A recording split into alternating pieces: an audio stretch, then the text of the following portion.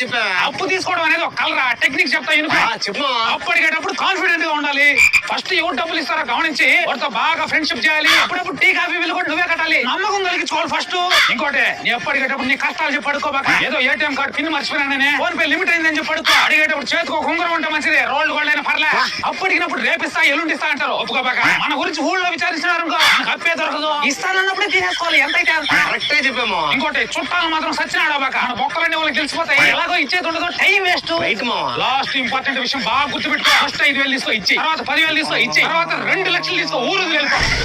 ఈ స్థాయికి వచ్చామంటే ఐడియాస్ ముఖ్యం. సర్లేగానే, నా ఏటీఎం కార్డు పోయింది, 10,000 ఉంటే సాయంత్రానికి ఇచ్చేస్తానా. సరే మామ, ఈ బ్యాంక్ లో బిజినెస్ లోన్ అప్లై చేస్తా ఉంటే ఎవరి ఓట్లే, ఏదైనా టెక్నిక్ ఉంటే చెప్పావా? బ్యాంకులో లోన్ కావాలంటే టెక్నికల్ పనికి రావరా, సివిల్ ఉండాలా. సివిల్ ఉంటేనే ఇస్తారు.